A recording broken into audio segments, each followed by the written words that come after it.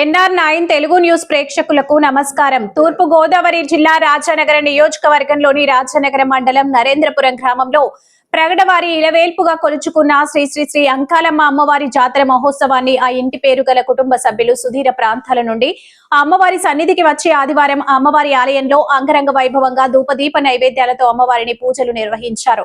ఈ జాతర మహోత్సవం ముందుగా అమ్మవారి మాన్యం నుండి మట్టిని తీసుకువచ్చి ఆ మట్టితో పొయ్యిని ఏర్పాటు చేసి కొంత కుండ పెట్టి సాంప్రదాయబద్ధంగా పాలను పొంగించారు. అంకాలమ్మ అమ్మవారి జాతర మహోత్సవం 2 సంవత్సరాలకు ఒకసారి మాఘ మాసంలో చేస్తారని ఆలయ కమిటీ ప్రగడ కుటుంబ పెద్దలు తెలియజేశారు. అదేవిధంగా అమ్మవారు ప్రగడ వారి కుటుంబానికి ఇలవేల్పుగా ఉంటూ కోరుకునేదే ఇచ్చే తల్లిగా నమ్ముతామని, అదేవిధంగా సంతాన లేని వారికి ఈ అమ్మవారి దగ్గర మొక్కుకుంటే కోరిక సాఫల్యం అవుతుందని గట్టి నమ్మకం అన్నారు. ఈ కార్యక్రమానికి సుమారు 5 జిల్లాల నుండి చుట్టుపక్కల ఉన్న ప్రగడ వారి కుటుంబాలు విచ్చేసి ఈ కార్యక్రమాన్ని జయప్రదం చేస్తారని తెలియజేశారు.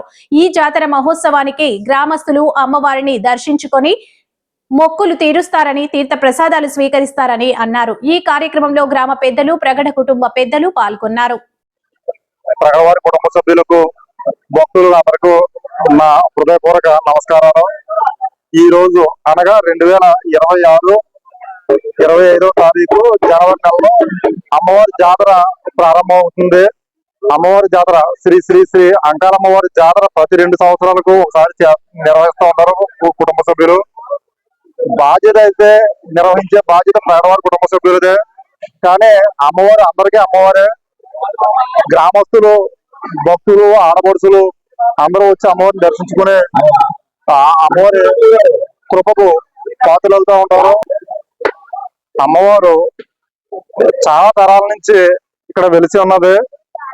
మా గ్రామస్తులు ఏజెన్సీ ప్రాంతంలో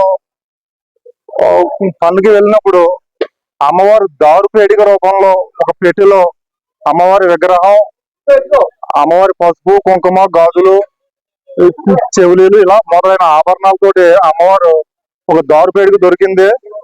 ఆ పెట్టెని మా పెద్దల పూర్వీకులు తీసుకొచ్చి కొన్ని రోజుల పాటు వదిలేశారు.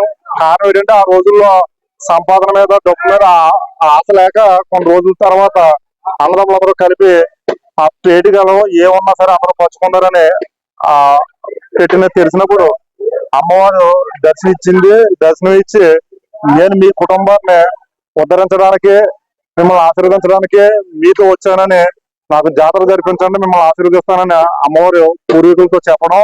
అప్పటి నుంచి సాంప్రదాయంగా ఈ జాతరను ప్రతి 2 సంవత్సరాలుగా మాఘమాసంలో పౌర్ణమికి ముందు వచ్చే మంచి తిథుల్లో పురోహితులు, పెద్దలు నిర్ణయించిన ముహూర్తానికి పాలు పొంగించి జాతరను ప్రారంభించి 5 రోజులు నిర్వహించడం జరుగుతుంది. ఈ 5 రోజులు కూడా అమ్మనాథ కళాకారులతోటి, అమ్మనాథ వాయిద్యాలతోటి అమ్మవారిని కీర్తిస్తూ గానంతో అమ్మవారిని కొలవడం జరుగుతుంది.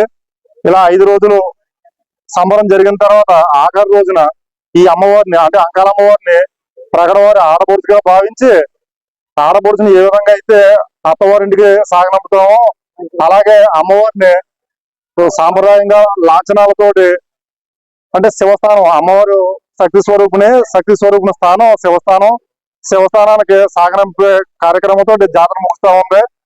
ఈ జాతరకు అమ్మవారికి మహిమ ఏంటంటే సంతాన కారకురాలు.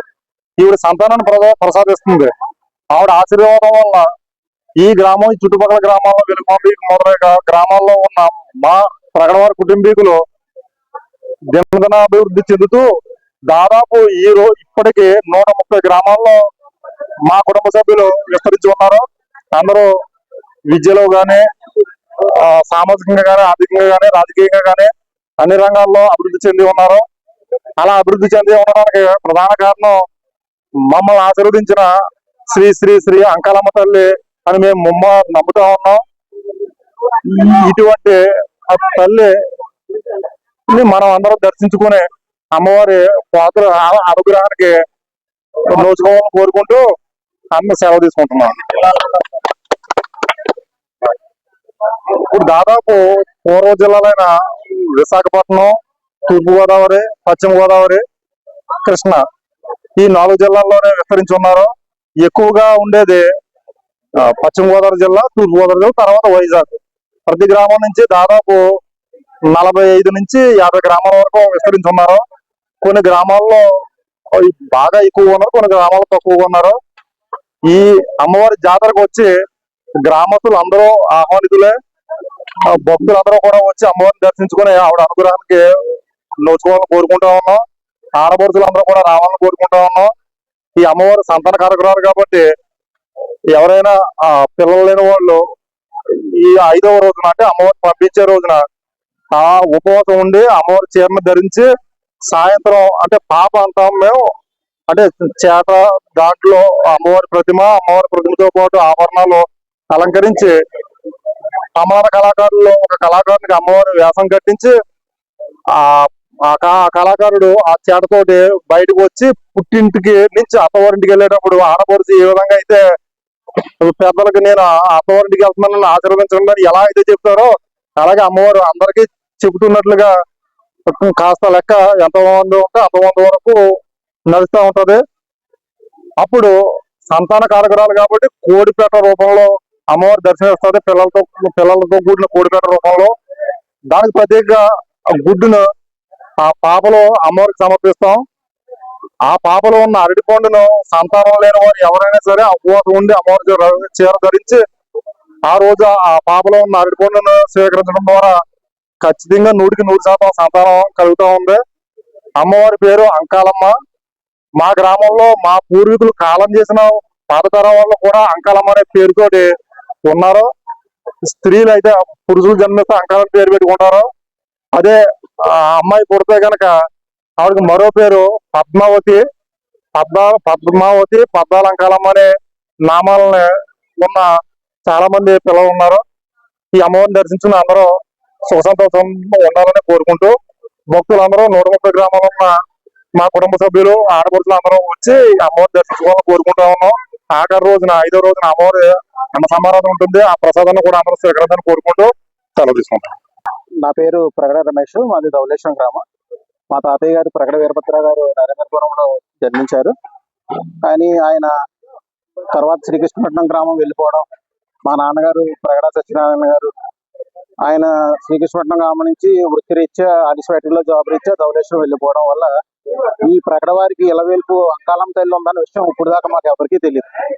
కానీ మొదటిసారి సోషల్ మీడియా ద్వారా మేము ప్రగడ వారికి ఇలవేల్పు ఉందని, అమ్మవారికి ఇలాగా జాతర మహోత్సవం జరుగుతుందని నరేంద్రపురం గ్రామంలో ఇది ఇంత అంగరంగ వైభవంగా జరుగుతుందని మాకు ఇప్పుడే తెలిసింది. దీనికి తోడ్పాటు అందిస్తున్న ప్రగడ వారి కుటుంబ సభ్యులందరికీ పేరు పేరున ధన్యవాదాలు. అలాగే ప్రగడ వారందరికీ ఆశీర్వాదం ఇస్తున్న అంకాల అమ్మవారికి కూడా శతకోటి వందనాలు. అలాగే ఎక్కడెక్కడో ఉన్న ప్రగడ వాళ్ళందరూ ఈ జాతర మహోత్సవానికి ఈ రోజు 25వ తారీఖున స్టార్ట్ అయింది. 29వ తారీఖున అన్న సంతర్పణ ఊరేగింపుతో ఈ జాతర మహోత్సవం ముగుస్తుంది. ఎక్కడెక్కడ ఉన్న ప్రగడ వారందరూ ఈ రోజు నుంచి మొదలు 29వ తారీఖు వరకు ఇక్కడికి వచ్చి ఈ కార్యక్రమాన్ని చాలా విజయవంతం చేస్తున్నారు. అలాగే ఈ ప్రగడ వారికి ఇలవేల్పు అయినా సరే అందరికీ అమ్మవారే కావున ప్రతి ఒక్కరు కూడా వచ్చి అమ్మవారిని దర్శించుకుని అమ్మవారి యొక్క కృపకు పాత్రలు కావాలని కోరుతున్నాను. శ్రీ అంకాలమ్మ తల్లి వారు 7 తరాల తల్లి, ప్రగడవారికి అందరిని కాచి కాపాడే తల్లి, ఈ సత్యమైన తల్లి అనుకున్నది అనుకోవడం జరుగుతుంది. ప్రతివారు వచ్చి ఇక్కడికే ఆ తల్లిని దర్శించుకున్న వారికి అన్ని సౌకర్యాలు జరుగుతాయని మేము మనం చేస్తున్నాం. తర్వాత పశ్చిమ గోదావరి జిల్లా వారు, తూర్పు గోదావరి జిల్లా, హైదరాబాద్ నుంచి, విశాఖపట్నం నుంచి కూడా ఇక్కడికి ప్రగడవారు వచ్చి ఈ అంకాలమ్మ తల్లిని దర్శించుకుంటారు. వారందరికీ ఆయుర ఆరోగ్యములు ఇచ్చి కాచి కాపాడుతుందని అంకాలమ్మని కోరుతున్నాం.